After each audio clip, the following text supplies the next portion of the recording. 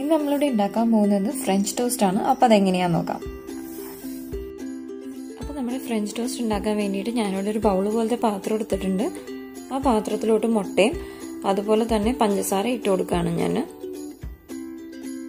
ഇനി അതിനൊന്ന് നമുക്ക് നല്ലോണം മിക്സ് ചെയ്തെടുക്കാം. അതുപോലെ തന്നെ താഴെ ഡീറ്റെയിൽസ് ആയിട്ട് ഞാൻ മെൻഷൻ ചെയ്തിട്ടുണ്ട് ഡിസ്ക്രിപ്ഷൻ ബോക്സിൽ, നിങ്ങൾക്ക് അവിടെ ചെക്ക് ചെയ്യാവുന്നതാണ്. ഇനി ഇതിലോട്ട് ഞാനിവിടെ കുറച്ച് വാനില എക്സ്ട്രാക്ട് പൗഡർ ഇട്ട് കൊടുക്കുകയാണ്.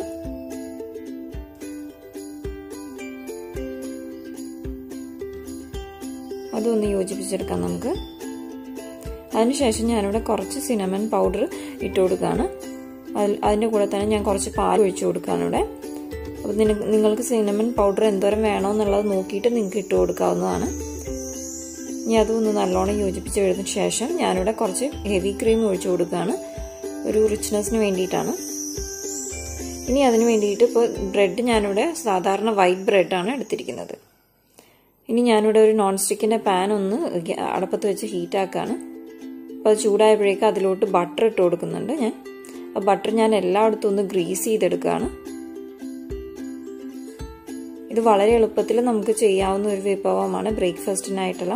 അപ്പോൾ നിങ്ങളെല്ലാവരും ട്രൈ ചെയ്ത് നോക്കുക. ഇനി ഞാൻ അതിന് വേണ്ടിയിട്ട് എടുത്തു വെച്ചിരിക്കുന്ന ബ്രെഡ് ആ എഗ്ഗിൻ്റെ മിക്സ്ചറിലോട്ട് ഇട്ടിട്ട് ഞാനത് പാനിലോട്ട് വെക്കുന്നതാണ്. അത് നല്ലോണം രണ്ട് സൈഡിലും സോക്ക് ആവുന്നുണ്ടോ എന്നുള്ളത് നിങ്ങൾ ചെക്ക് ചെയ്യേണ്ടതാണ്. അപ്പം ഞാൻ അത് ബ്രെഡിൽ വെച്ച് കൊടുക്കുകയാണ്. ഇനി ഇതിനെ നമുക്കൊന്ന് 1 മിനിറ്റ് വെച്ചിട്ട് രണ്ട് സൈഡും 2 പ്രാവശ്യം ഇട്ട് മറിച്ചിട്ടും ഫ്രൈ ചെയ്തെടുക്കണം.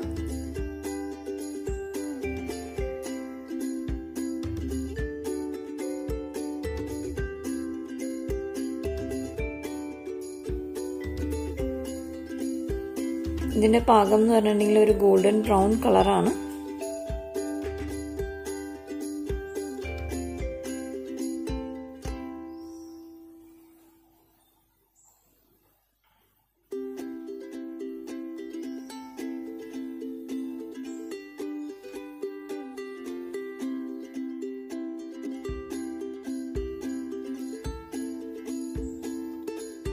നിങ്ങളെല്ലാവരും ട്രൈ ചെയ്ത് നോക്കുക. നിങ്ങളുടെ വിലയേറിയ അഭിപ്രായങ്ങൾ എന്നെ അറിയിക്കുക.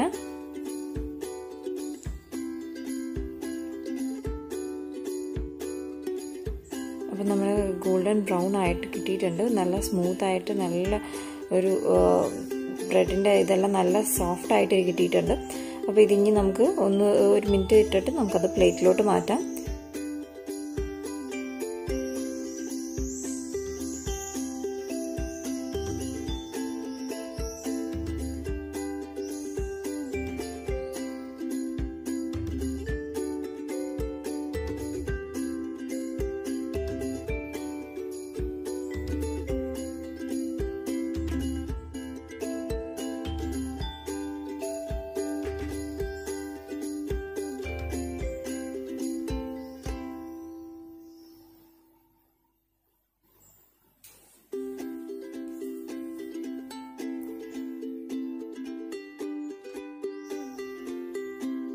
ഇനി ഞാനിതിനെ പ്ലേറ്റിലോട്ട് മാറ്റുകയാണ്. ഇതേപോലെ തന്നെ ബാക്കിയുള്ള ബ്രെഡ് ഞാൻ റിപ്പീറ്റ് ചെയ്യുന്നതാണ്. അപ്പോൾ നിങ്ങളെല്ലാവരും ട്രൈ ചെയ്ത് നോക്കുക. നിങ്ങളുടെ വിലയേറിയ അഭിപ്രായങ്ങൾ എന്നെ അറിയിക്കുക. ഈ റെസിപ്പി നിങ്ങൾക്ക് ഇഷ്ടപ്പെട്ടിട്ടുണ്ടെങ്കിൽ എൻ്റെ ചാനലിന് ലൈക്കും സബ്സ്ക്രൈബും ചെയ്യുക. Thank you. അതുപോലെ തന്നെ ഞാനിത് മേപ്പിൾ സിറം അല്ലെങ്കിൽ നിങ്ങൾക്ക് ഹണിയോ യൂസ് ചെയ്തിട്ട് നിങ്ങൾക്കത് കഴിക്കാവുന്നതാണ്.